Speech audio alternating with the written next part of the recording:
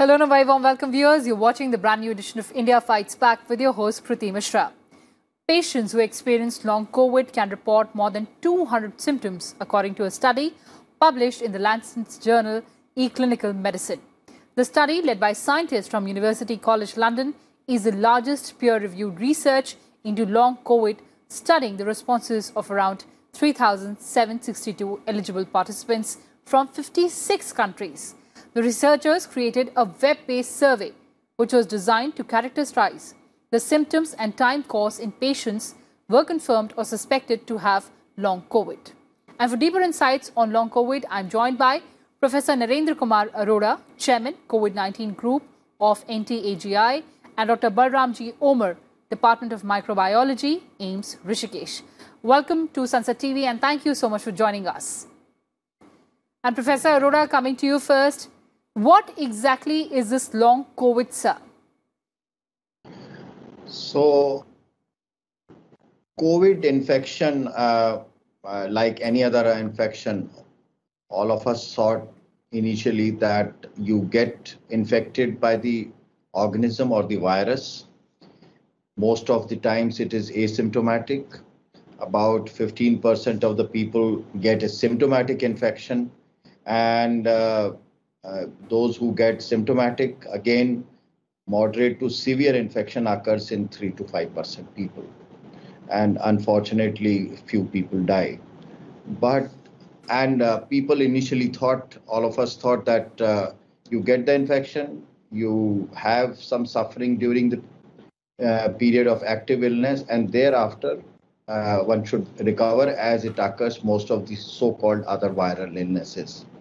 But very soon it has become apparent that although one may be relieved of acute symptoms following an infection, that means you get the fever and respiratory symptoms and the other difficulties you have suffered during acute phase, they may be over, but a large proportion of individuals continue to have some specific other vague symptoms continue for a long period, and then there are individuals who develop very specific systemic symptoms and complications. So all these together are called long COVID, and some of them are pretty bothersome or like a nuisance to the individual who has suffered an acute attack of COVID.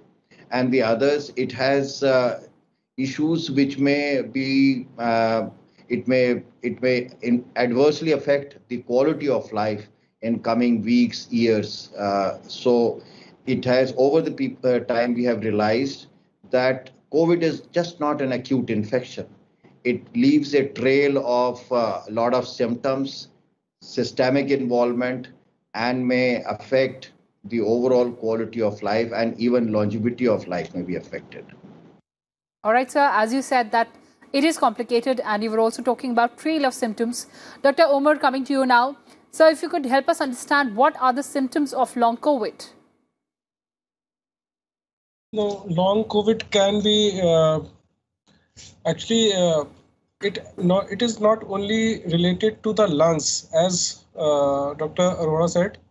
It is also related to the multi-organ systems. Now it will affect the brain, the kidneys, the heart, the pancreas, and even the endovascular or the endovascular system also.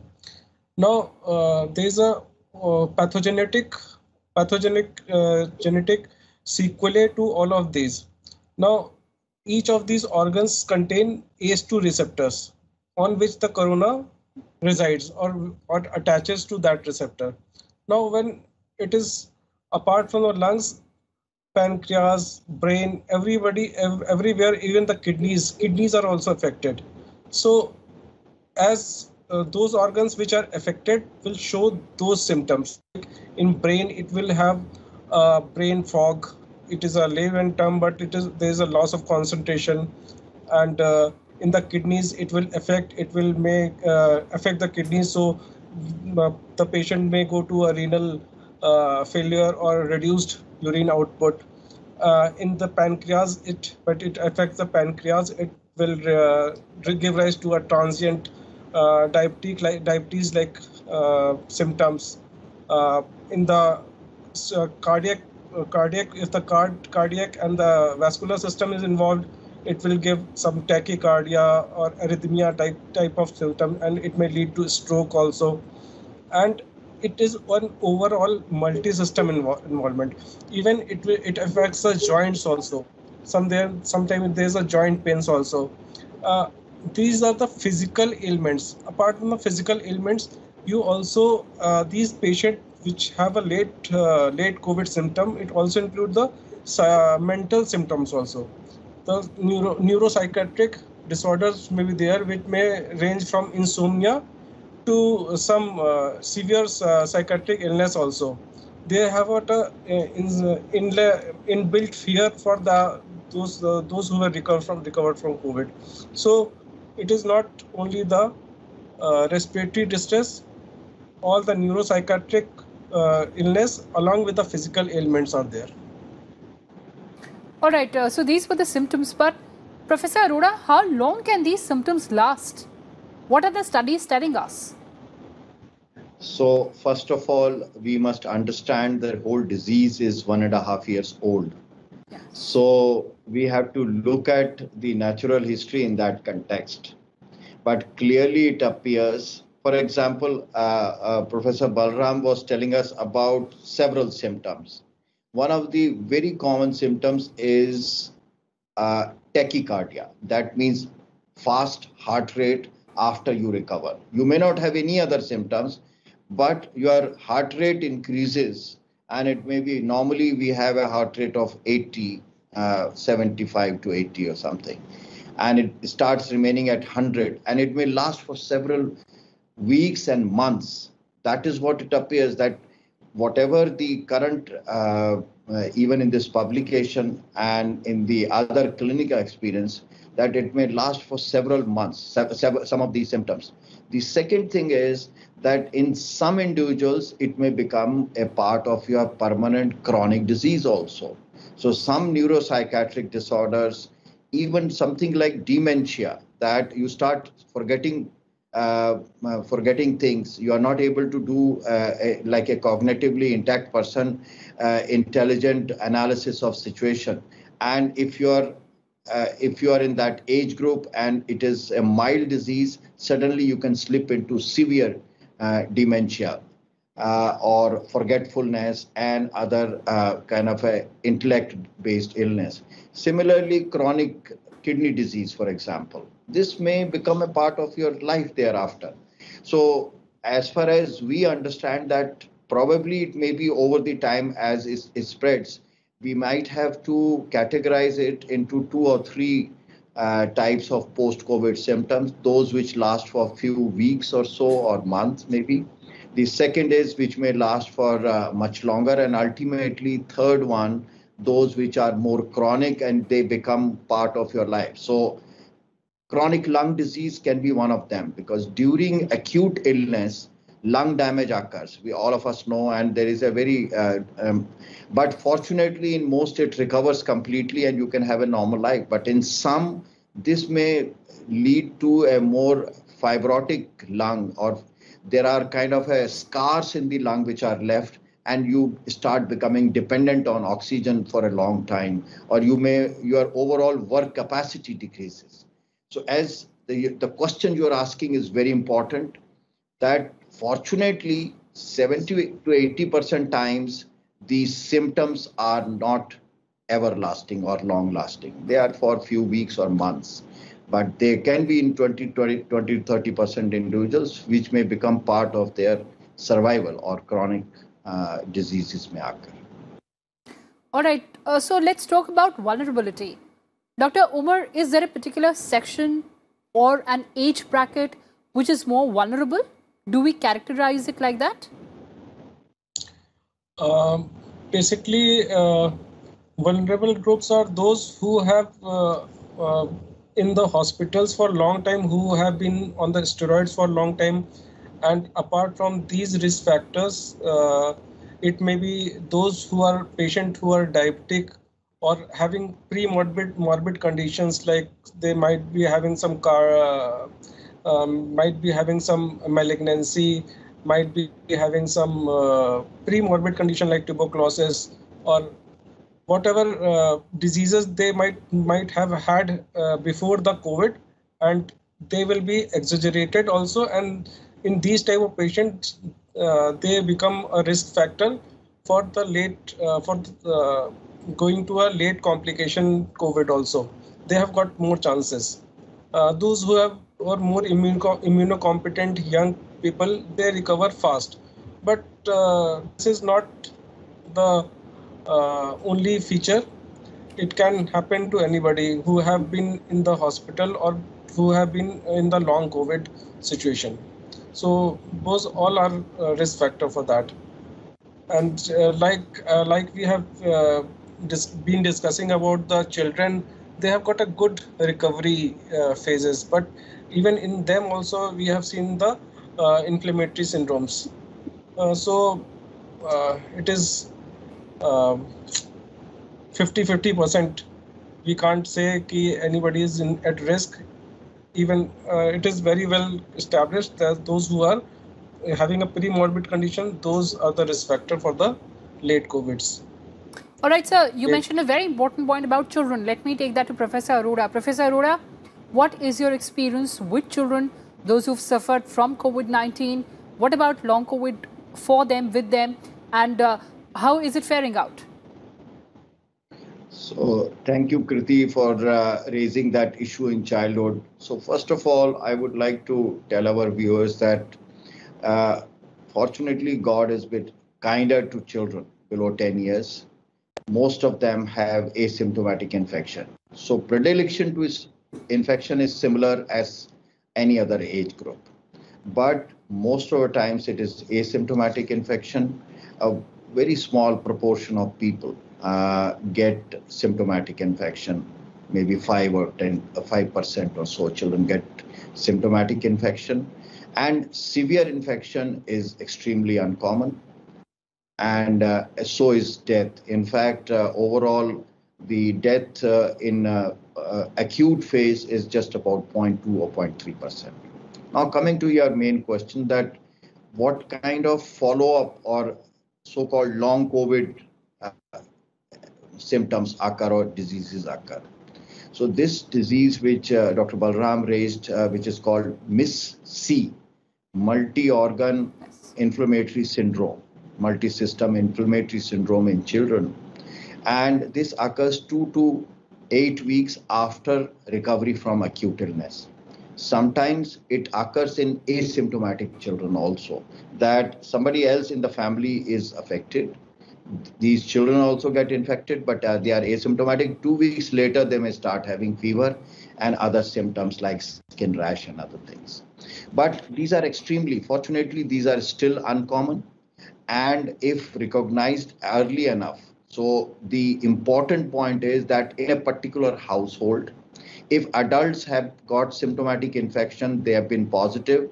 2 to 8 weeks later, if children less than 10 years develop any symptoms of fever, rash, and red eyes, and they may have diarrhea, these children to be looked at suspiciously. They should be promptly taken to a proper health facility where an expert can have a look at them and see whether it can be a possibility of MIS-C, a multi-system inflammatory syndrome in childhood.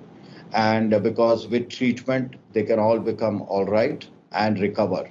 Long-term effect, occasionally these MIS-C children can have residual cardiac effect or other vascular system, which Dr. Balram was telling us, because it's a vascular inflammation. The blood vessels get injured and inflamed, and there are a kind of ulceration occur in the blood vessels. And later on, they can have residual symptoms like cardiac involvement or blood pressure or some of the organ illness because of this so-called vasculitis syndrome. And these children will require long-term follow-up. But it occurs. The key issue is that overall, the experience is that even at referral centers, there may be a couple of hundred patients or children like that. So it is not widespread. And there is proper now diagnostic criteria set by Indian Academy of Pediatrics for this purpose. All right, sir. So those were the details as far as long COVID in children that is concerned. But another important aspect that I'd like to touch upon is of brain fog. Dr. Omer, is this the biggest concern after COVID, this situation of brain fog? Biggest concern, but it is a concern because brain fog is basically a layman term. It is basically the loss of concentration.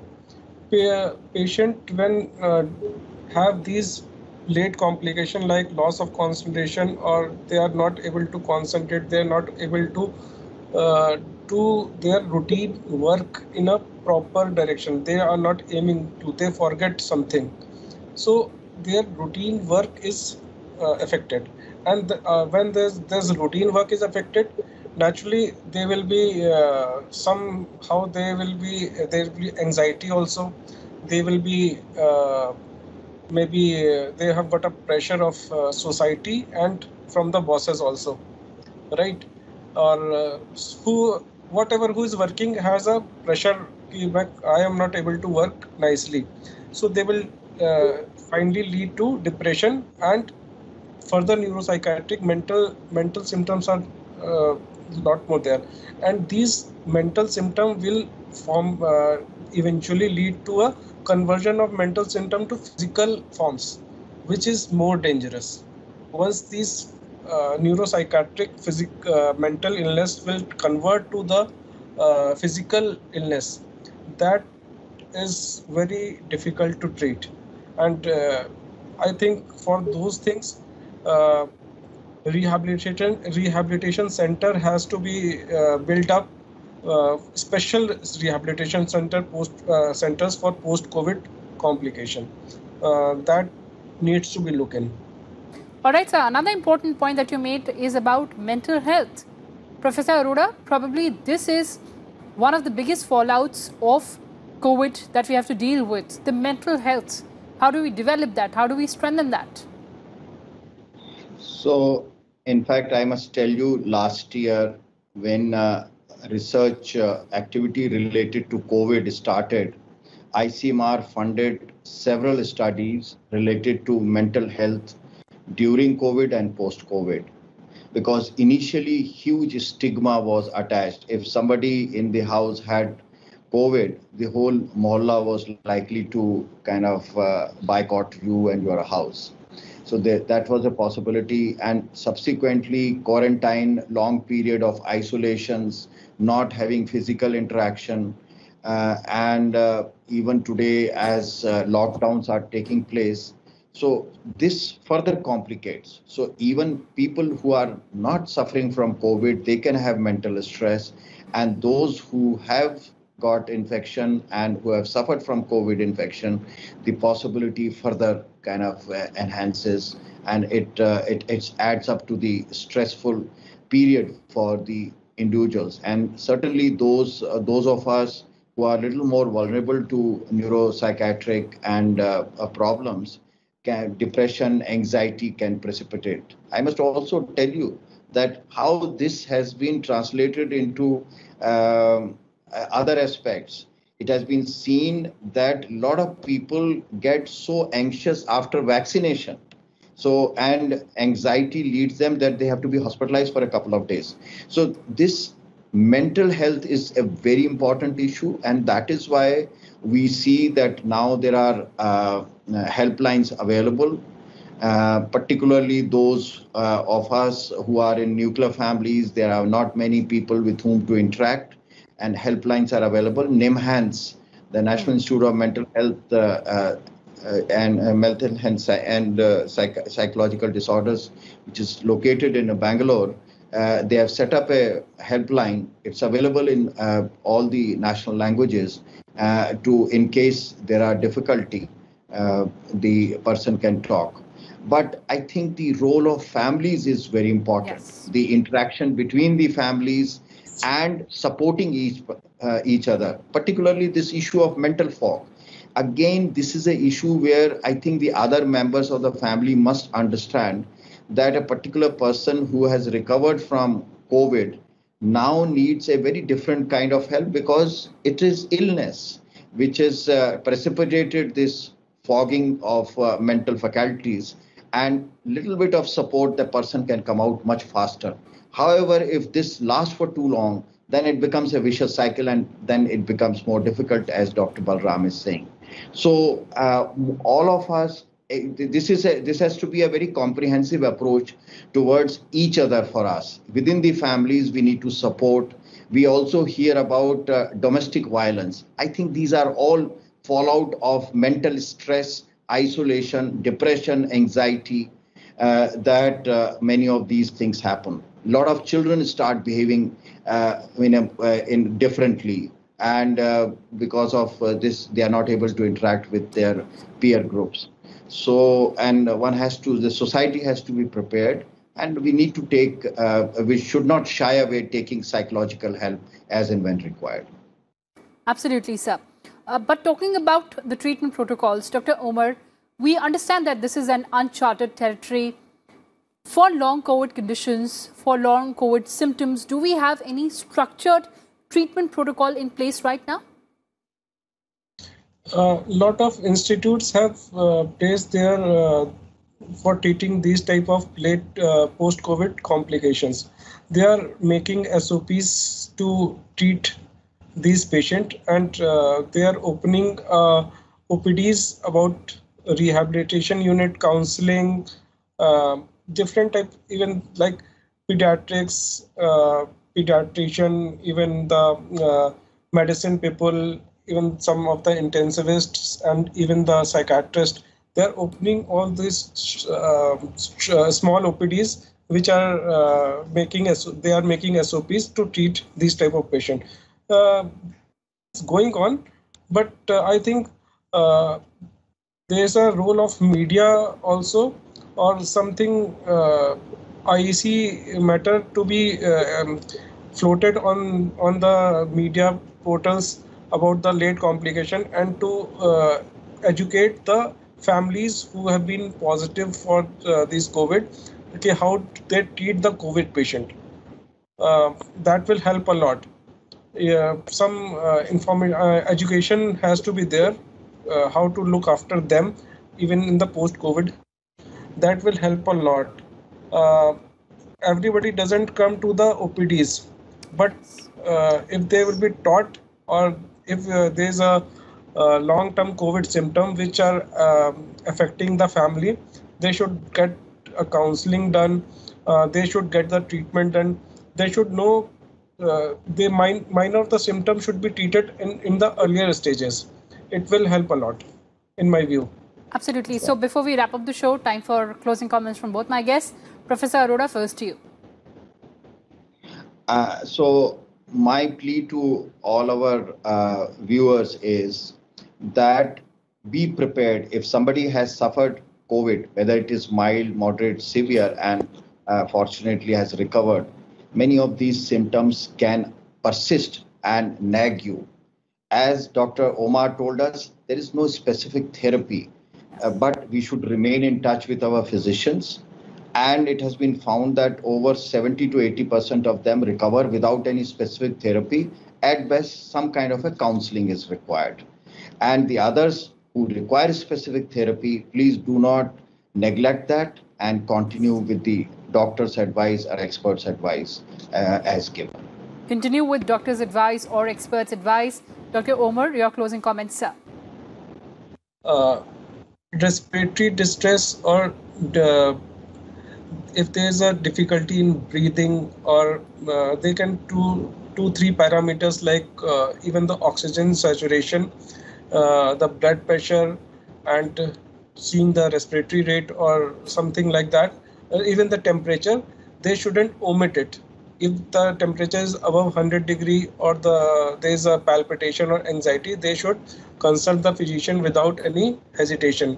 If there is they are feeling depression in a depressive state, they should go to the psychiatrist or even the physician also they should get a counseling done, or they should get a checkup done. Even some of the inflammatory markers should be also be done along with the consultation of their physician. And children, especially children, shouldn't if the children are crying or children are having some problems, their parents shouldn't omit them also. And as I am re-emphasizing that some rehabilitation center should also be developed within this time frame, because it will be carried on for 2-3 years also. It may be needed, these type of things. Absolutely, sir. On that note, Dr. Umar and Professor Arora, thank you so much for joining us on today's show. Thank you so much. Thank you very much. Well, viewers, that's all we had for you in this edition of India Fights Back. But before that, let me remind you once again to stay safe from the coronavirus pandemic. Remember to wear a face mask and wash your hands and face regularly. And ensure that you maintain physical distancing whenever you're stepping outside. These simple precautions are all it takes to defeat this pandemic. Take very good care and goodbye.